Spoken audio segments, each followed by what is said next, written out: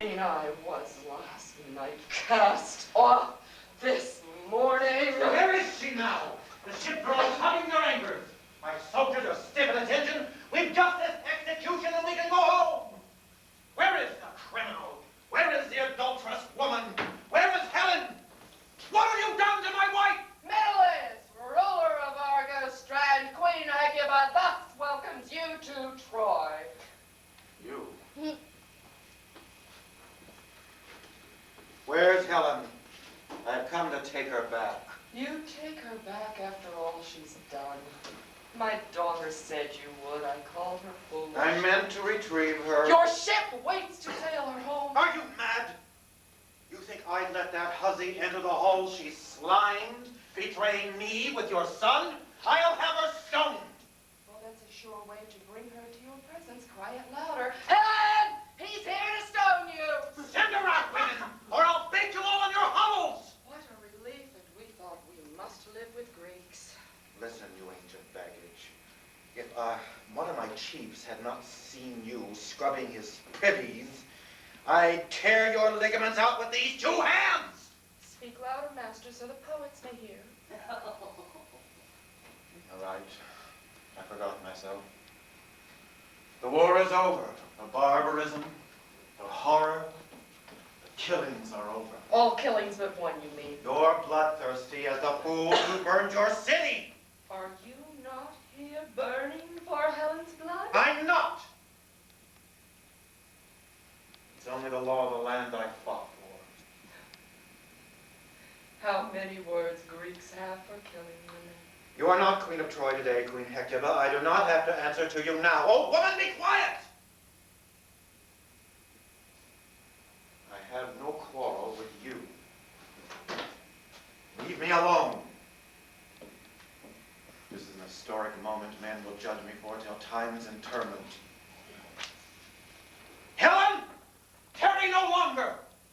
Come and confront me! Helen! Come face the brave new king of Troy! Forgive the delay. I was not told an exact time. Hello, Helen. Thank God you've come at last. Take your hands from me! Look at you. Shameless harlot! One does the best one can in times of war. Have I neglected something in my toilette? Am I not beautiful enough to greet my savior? Savior? What are you saying? I don't want to hear it. Helen. Helen of Troy, these long 10 years. Oh, God, you don't know. Please don't make me tell you what I've been through. Help me pretend that it's all over. Even pretend it never really happened. Open your arms and take your Helen home. That I should see this side of all possibilities. You who betrayed my trust, our marriage vows, a woman's oath to Hestia and great Hera, and every shred of decency that keeps us from being mere animals, bellowing, racing on mountains. You should be standing there trembling and praying swift vengeance. And what do I see? Among these ragged women, you in a coat of blood red, and shoes as red as the blood you dragged me through, and Trojan earrings as bold and vulgar as your bovine passions, dangling among your curls, ash-smoked and chamomiled into unnatural blondness. What bribes and blackmails have kept you in comfort here, where I thought to leave you all this intolerable night to show contempt for you? I thought to find you, hoped to find you shuddering, frigid and frightened, lice-infested, thin, wrapped in some bloody mantle from dead Paris, that which is issue, you talked into taking you here. Through what treachery came you by these comforts? Husband, I have many friends in Troy who hated this dreadful war and brought me comforts. Offerings really to you, to show you honor by keeping me safe and happy. Indeed, I can't think why this whole dreadful war was necessary. When the people of Troy praised and adored me, wept when I'd walk above them, flinging me flowers, wishing me back with you and safe at home. The people of Troy longed for your restoration? They wished me happiness. They said their happiness was in my wishes. What could that mean but that they wished fulfillment of my wish to see you? If this was true, not that I'd ever believe it, then why did you stay for 10 long years with Paris? Oh, I don't know. You know the answer. It must be because this woman and her husband insisted I stay to please their spoiled Prince Darling. You bitch.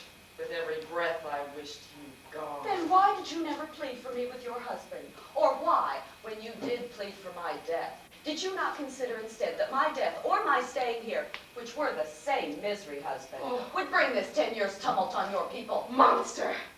Your happiness with my lovely Paris was legendary. You walked with him past our towers, waving and smiling, singing and blowing kisses. And what would you do to me if I had opened the hot tears in my heart and cried out, save me? I would have disappeared then altogether, locked in the palace. I know it. Husband, help me. Silence this woman. Take Helen back to Sparta. Menelaus, do not believe this fiction. Hold to your first resolve. Wipe out this monster.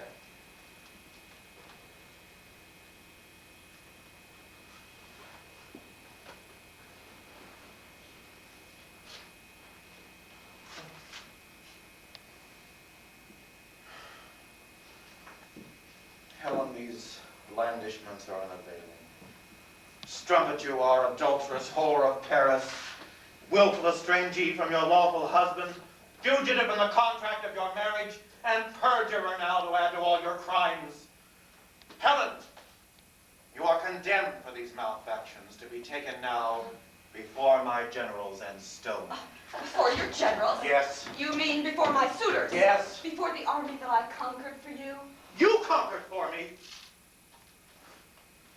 You take claim for my power? Oh, what were you but Agamemnon's brother? Not winner, but inheritor of your kingdom. Sitting back and piling up your income while Agamemnon and all the others, warriors, protected us and so increased your power. Until the day I chose you for my husband, what legendary feat had you accomplished?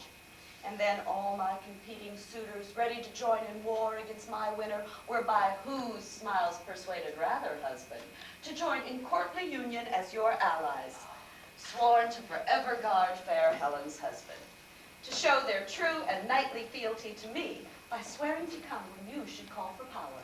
If I was so weak, why out of them all did you choose me?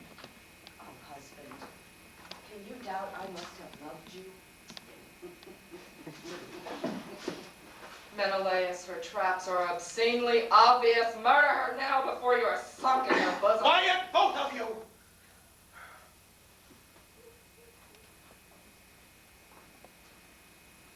Then, why are those very warriors arrayed and waiting for us, waiting in this smoking sun in armor at my command to see your horrible formal obviation? My husband, with me dead, their bond is broken, and they must no longer follow. Menelaus.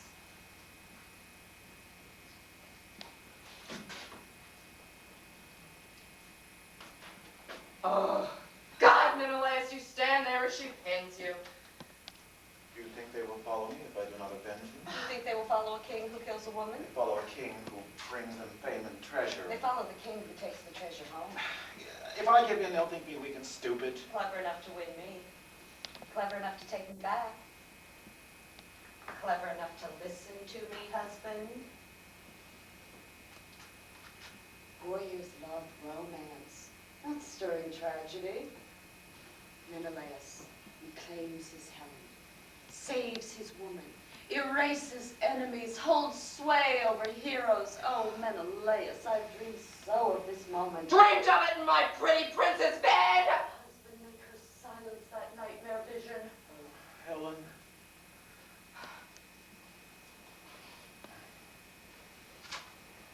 This is too grave to be decided in a hasty moment.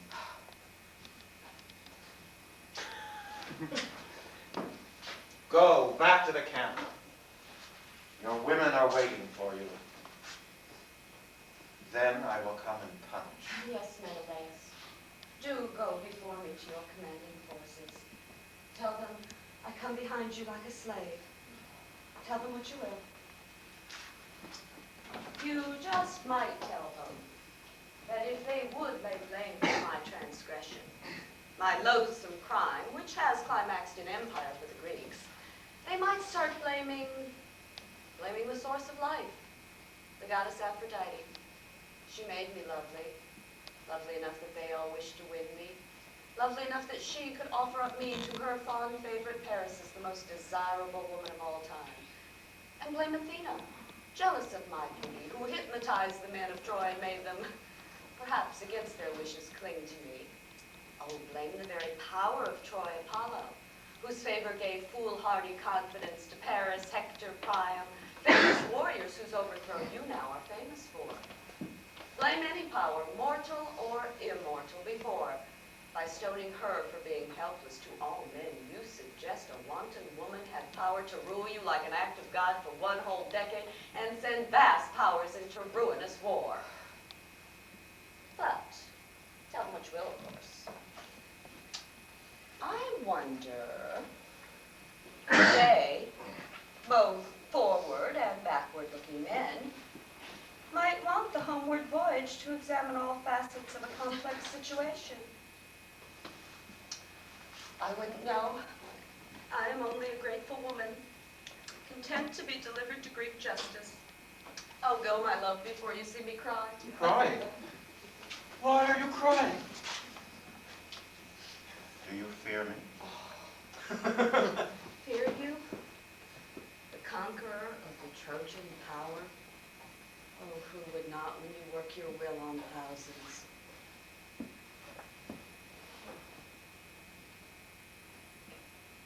You've confused the whole issue.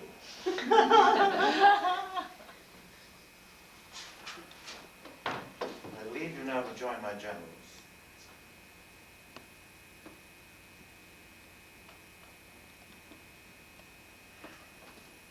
God knows what I'll tell them. Oh, God knows what he will. Helen, you piece of pus! You are a groveling line slave who will never be any greater. A slave who knows she's a slave can rule her master. A slave who believes she's a queen will be beaten and broken. Now, if there are gods, they have brought this into being. If there are not, I would not fool with earthly powers.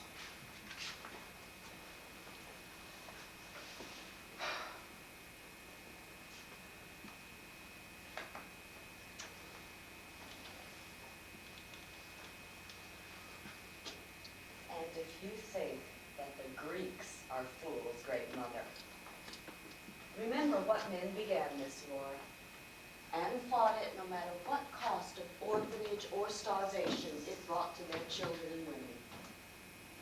If any shrine of patriotic ardor still warms your heart before you insulted Helen, let this last thought stifle your joy forever. The men of Greece did not make war alone.